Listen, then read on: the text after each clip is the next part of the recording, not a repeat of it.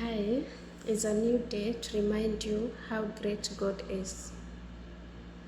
I know you have testimonies of what He has done in your life, and you have testimony of what He did, what you hear, the story that you read from the Bible, and what He has done in the present days also, because each one of us has a testimony of what God has done in their lives.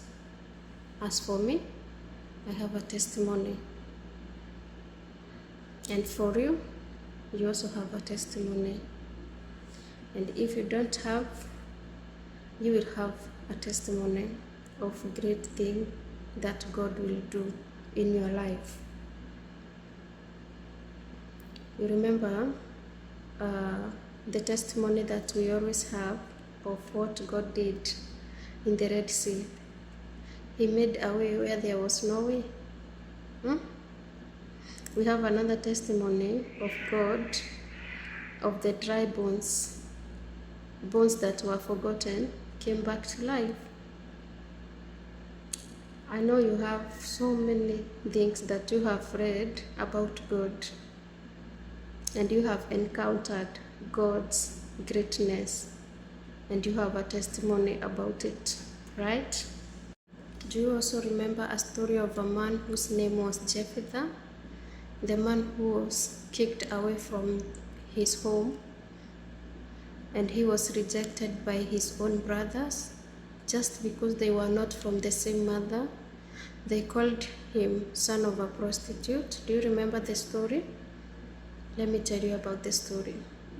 This man, Jephthah, was rejected by his own brothers, and they kicked him out of their home because they never wanted him to inherit anything from their father. So they tortured Jephthah with words. They kicked him out, and Jephthah chose peace, and he left. And now he's a man that we remember with full of testimonies, and the testimony about Jephthah encourage us in our daily lives. Some of us have been rejected. Some of our parents have been rejected. They have been kicked out of the family because they should not inherit from what their parents have. Some of us have been rejected because of the situations that we have been going through in life, and our parents have been rejected because of their level of situation, level of the struggling that they have, and they have been called names. They have been tortured. Some of them even they have been beaten. Get out of our family, get out of our home. So the same situation happened to Jephthah. And Jephthah left to another land. And one day there was this Ammonite that came, and they became so much strong in Israel. And there was a battle between the Israelites and the Ammonites, and they saw that they will not win the battle, and they needed help, and they went to ask for help from Jephthah, the man they kicked out, the brother that they rejected. And maybe they wanted to put Jephthah in the front line. Maybe they had other ideas of Jephthah being killed in the battle. Okay? And Jephthah had faith, and he trusted so much in God. He loved God so much, and his God was so much great. And Jephthah asked them, if I win the battle between us and the Ammonite, will you accept me as your leader? Will you accept me as your leader? Ask them that question when they will be back to ask help from you. Never forget to ask them a question. Never forget to ask a favor from them, because they are the same people who did every kind of bad thing that they did to you. Don't reject their call. Answer their call, because the God that is in you is so much great, and He's God of wonder.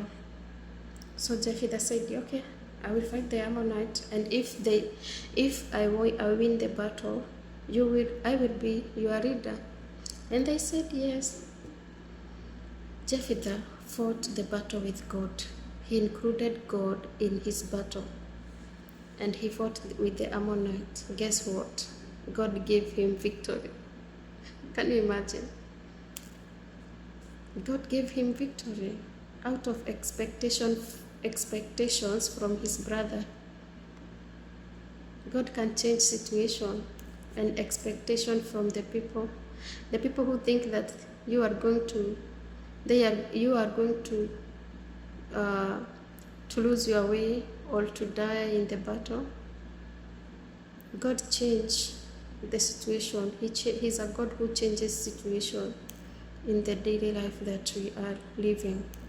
So Jephthah won the battle, and he became a leader over them. The guy that they kicked out, the guy that they called son of a prostitute. So Jephthah became the leader, and he led them. Maybe they never expected something like that from him, but it's God who gave him victory. That's why we should include God in our battles. That's why we should never give up in God. That's why we should never give up in this life. And we need God in our daily life. We need Him. We need to include Him in our struggles. We need to cast our burden unto Him so that He will give us the victory. He will fight the battle for us, and He will change the story. He will change people's expectation. He will surprise them with a great testimony in your life, and you will become a testimony in people's mouth. They will say, hey, God did it for him. He will also do it for us, because He leaves a mark of a testimony. Everything that God has done, we still remember the thing in our daily lives, because that is who He is. God of wonders, great God. He needs to be, he deserves praise, worship, honor, and even testify about His good things that He has done in our lives. Never forget what God has done in your life. Never forget where you were and God raised you up from the situation. Never forget to pray for the people who are in the same situation that you were before. Never forget to be a good leader if God raises you in that level of becoming a leader, same as Japheth. He became a great leader. Really, he became a very great leader that we still remember even in these days. Never forget to be a good leader when God makes you a leader. When God wins the battle for you, don't revenge. No, we don't need to revenge. Take that chance to glorify God. Take that chance to tell them how God is great. Take that chance to tell them it's God who has done it for you. And they will also glorify God through you. They will say, oh, even in the story of Joseph in Egypt, it is the same God. Joseph never revenged with his brothers. He helped them, and he said it is God who had planned all this because of this day that we are living today. So there is no need to revenge. The only thing we can do is to glorify God. Yeah. May God bless you and continue loving you and continue keeping you. Like, share, and even comment. Your words are so much encouraging. Goodbye, great people.